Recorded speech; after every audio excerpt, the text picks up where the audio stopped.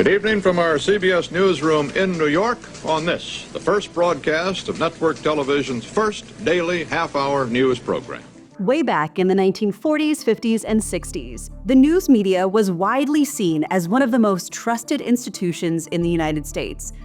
But today, it sits at the bottom of that list, along with Congress in most surveys as the most untrustworthy democratic organization in the country. We're the only network that's telling the truth right now. Fake news. We're simply better than the opposition. Politicians can't rewrite history on their own. They need enablers. They need media enablers. It's one of those facts of everyday American life that I imagine if you're a US citizen watching this video, you're probably saying, well, duh, did we really need a survey for that?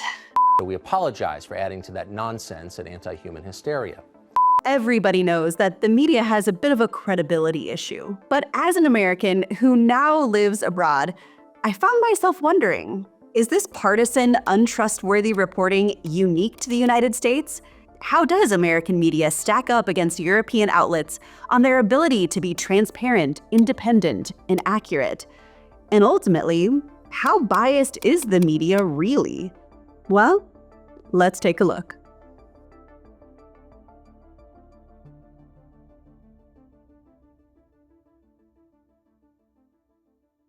Like a lot of stories about politics and modern American culture, this story begins in the middle of the 20th century. Following the civil rights movement of the 1950s and 60s, a major political realignment began to take place in American politics, a realignment that today has resulted in partisan ideological consistency on both sides of the aisle. As Democrats increasingly aligned around a liberal, progressive agenda and Republicans along a conservative one, it became more and more common for Americans to evaluate any number of policies, programs, and institutions through their particular partisan lens. While a political polarization upheaval was taking place in Washington, when the average American turned on their television to learn about it during this period of time, their news reporting was primarily limited to three major news networks: CBS, ABC, and NBC. With only a handful of channels available for broadcast, the United States government issued licenses to the networks and also put regulations in place to ensure fair treatment in their coverage, like the Fairness Doctrine, enacted in 1949. The Fairness Doctrine was part of the entrance of the federal government in the regulation of access to the airwaves for television and radio. In short, you have to have balance. So for example, if there's a presentation on one point of view, you had to have a contrary point of view.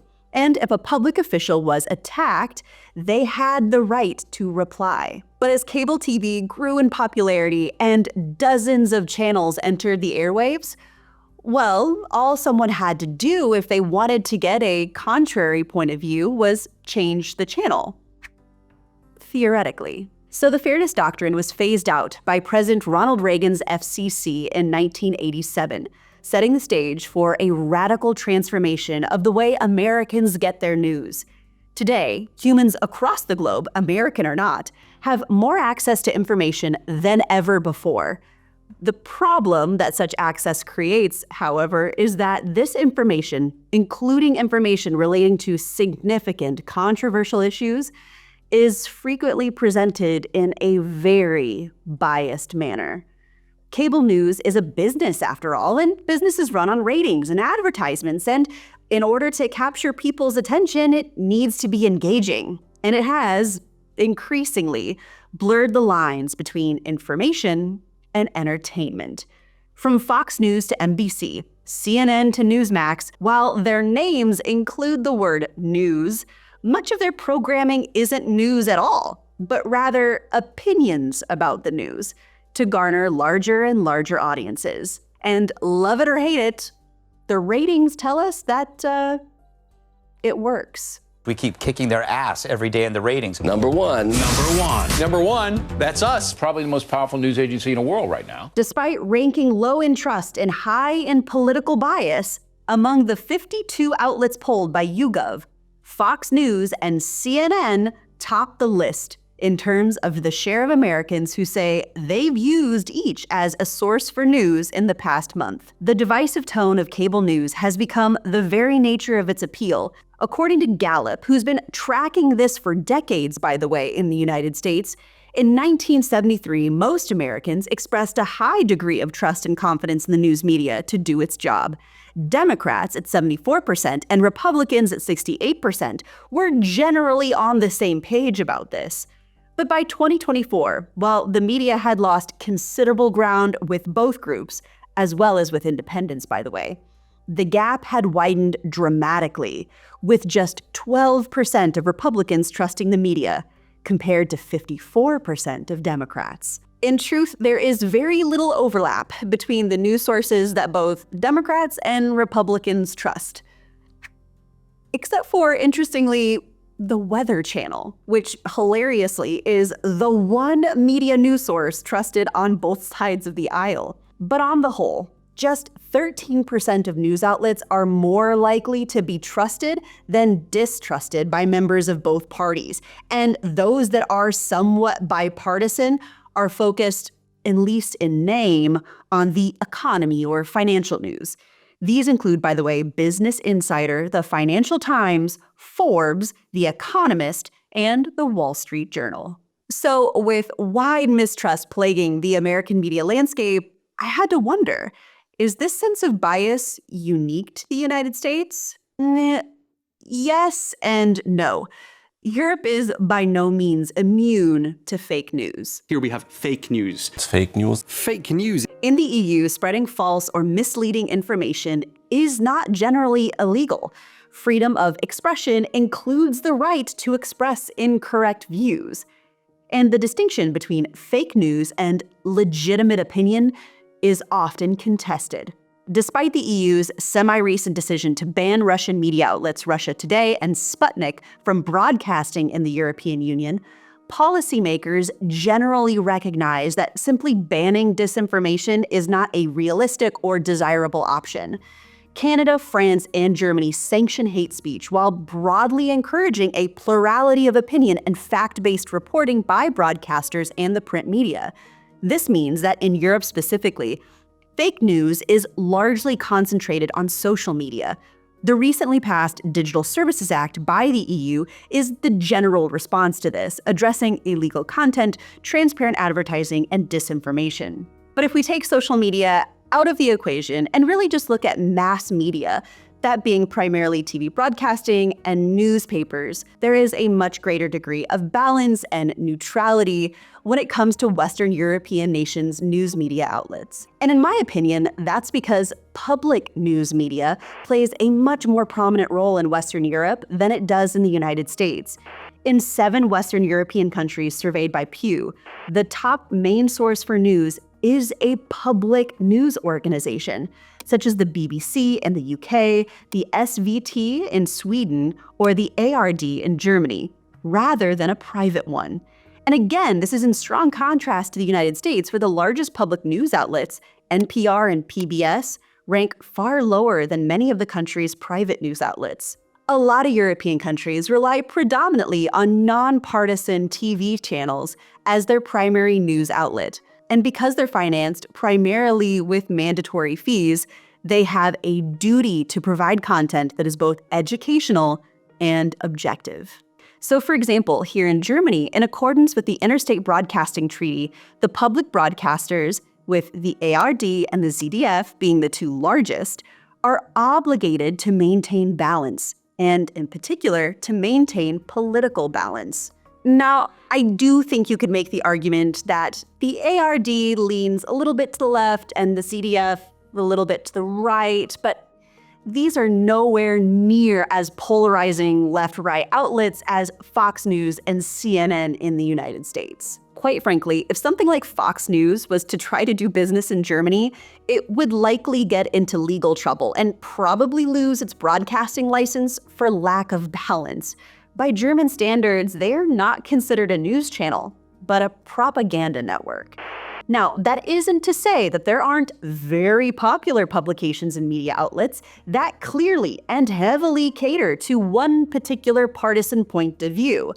But they aren't going to be funded by public institutions. And because Europeans have a high degree of media literacy, they aren't likely going to confuse a political echo chamber with objective news reporting. But of course, Europe isn't a monolith, and you're going to see differences on both the reliability of the reporting and the accuracy of that reporting from one country to the next. As this graph shows, level of trust in the media are the highest in Finland, the Netherlands, and Sweden, and the lowest in Greece, Slovenia, and Croatia.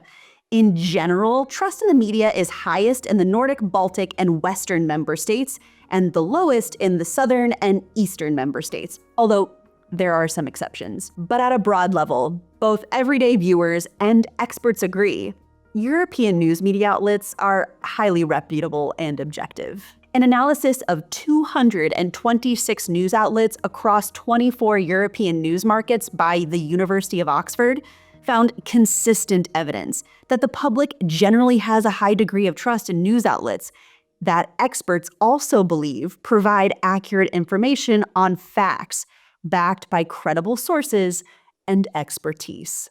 But before I get too much further into the video, I want to give a big thank you to Skillshare for sponsoring this video. If you've been following my channel for some time, you know that about 2.5 years ago, I decided to leave academia and pursue online content creation full-time as my job. And while I love what I do and recently hit 100,000 subscribers on this channel, by the way, thank you, being successful means that I have to wear a lot of hats. I'm a researcher, a writer, a filmmaker, an editor, a project manager, a social media manager, an administrator, an accountant, and oh yeah, a mom and a partner. But I do not do all of these roles perfectly, and to be completely honest with you, I've never been somebody who's been naturally gifted at good time management. I personally wanted to make a bigger effort to increase my productivity, and one of the best tools that I've used to work on this is Skillshare.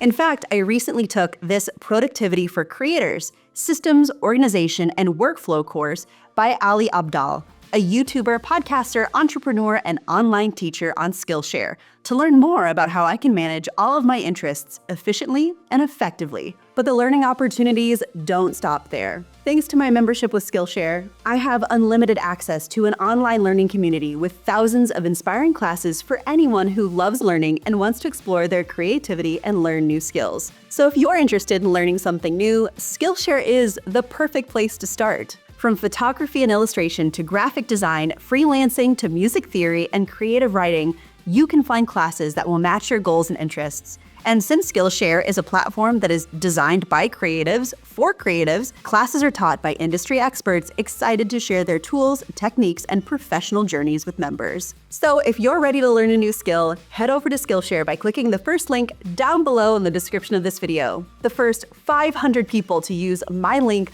will get a 1-month free trial of Skillshare. So get started today.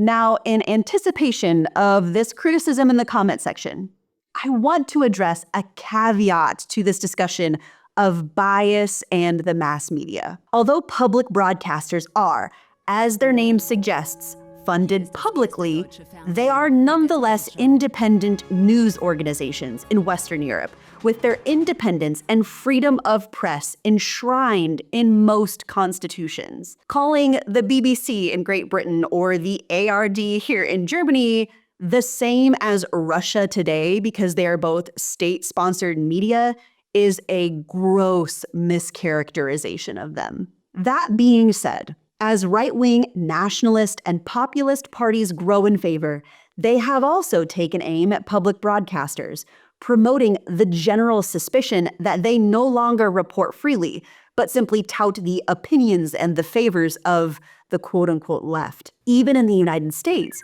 PBS, largely ranked highly for their neutrality and wholesome content, has recently come under fire during the Trump administration for being quote-unquote woke.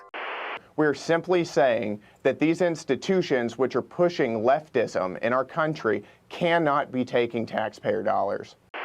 But the thing is, you kind of have to ask the question, are these TV broadcasters actually left, or simply promoting a worldview that appears to be left from someone on the right?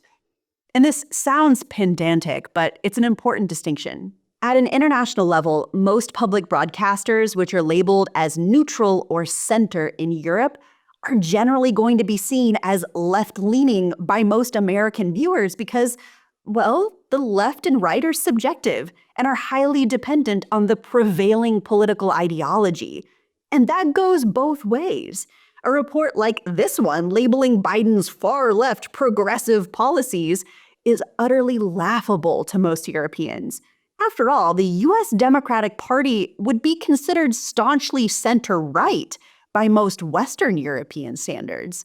Well, actually, I would like to correct something. I don't want to be impolite, but you just labeled our party as right-wing, which is not correct in my perspective. So we perceive ourselves standing in the middle. But where and how do we draw this line between bias and balance? An international comparative study by Harvard University in 2017 found that 98% of portrayals of Trump in his first 100 days of office by the ARD in Germany were negative, more than anywhere else in the world, by the way. Now, you don't have to like Donald Trump, but these figures don't exactly express a politically balanced press landscape. But at the same time, if someone appears to be a fascist, power-hungry, narcissistic dictator from your world point of view, having someone scold you for not writing nice things about him seems weird, right? You know, they say if you can't say anything nice, don't say anything at all. I'm sorry. Keep going. I don't know where that came from. Go ahead. And that's just the thing, right? What is neutral and what is biased is a constantly moving metric. And as political polling becomes more and more right-leaning, so too might the press. And by the way, I don't bring any of this up as a way to sort of exonerate the media for their lack of objective reporting. But reporters and journalists aren't umpires calling bats and strikes. Even the stories we cover and the language we use to describe them are subjective and loaded with meaning. I mean, do we remember the outrage when America's most beloved weatherman, Al Roker, dared to correlate patterns of extreme weather as a product of climate change? Yeah, even on-air meteorologists were somehow the target in the culture wars, it seems. But ultimately, when you take a look at the polling and the data around media and public trust, you have to factor in prevailing political ideology. Those who embrace populist views are less likely to trust their public news media than those who don't. And that's regardless of where they live. And furthermore, trust in government is also related to media satisfaction at the individual level. In most countries, people who support the political party currently in power are more satisfied with the performance of their news media than those who do not support the governing party. Interestingly, the United States is one of only a few countries on the planet where governing party supporters are less satisfied with their news media than non-supporters. After all, Republicans not only hold the presidency, the House, and the Senate, but also have a supermajority in the Supreme Court. Yet they significantly distrust the media more than Democrats. And you don't have to take my word for it. If you walk into any American diner for some counter banter, you are likely going to run into someone who says this.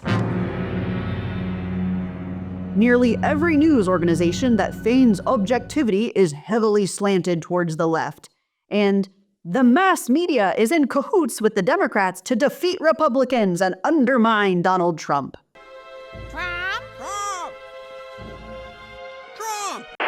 But why do they feel that way? Well, they might be partially correct.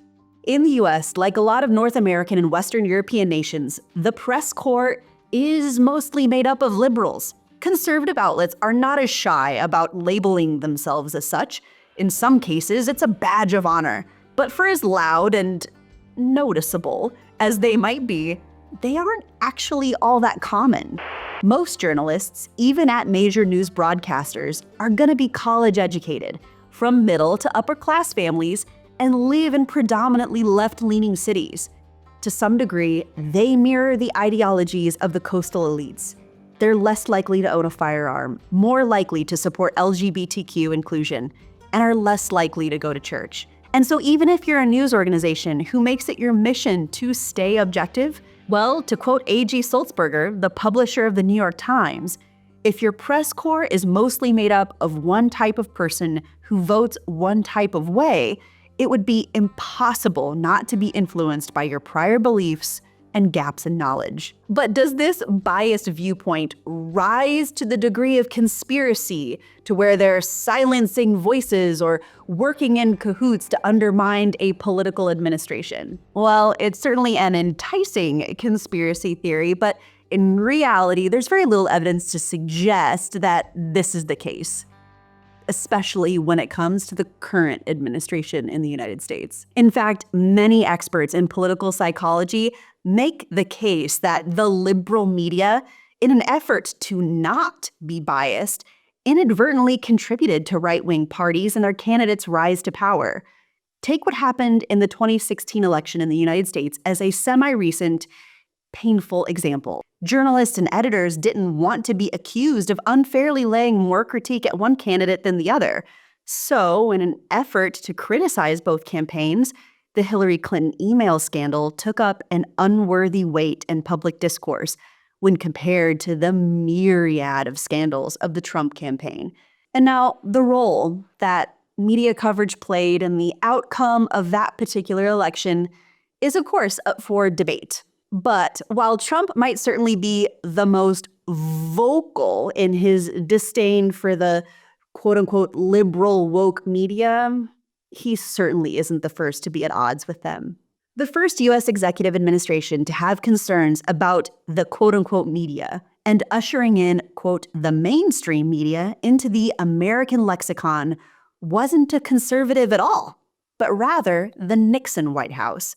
Nixon regularly sensed that reporters held a bias against him, and according to William Safire, Nixon's speechwriter, described in his memoir that Nixon judged journalists to be his opponents and declared to his staff that, quote, the press is the enemy. And you know, when I look at this issue of bias in the media, particularly from a point of comparison between the United States and Europe, it's also hard for me to not see this as being a product of both history and ignorance.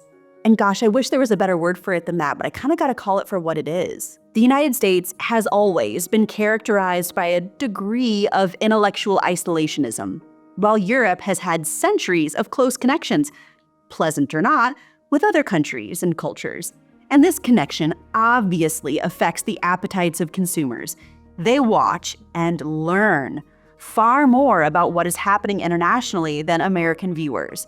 And because the public news sources in Europe are both educational and objective, and watched by the majority of citizens, public sentiment about critical issues tend to be much more unified. So while I fully recognize that this subject of an American-centric point of view is probably its own video and a separate discussion for another day, I feel like I kind of have to bring it up, because if we're talking about bias and the media, bias is not just left versus right or liberal versus conservative, but also bias in how we learn, observe, and understand critical discourse. And the sad reality is that in the pursuit of clickbait content centered on conflicts and personalities, Americans end up following each other into confirmation bubbles.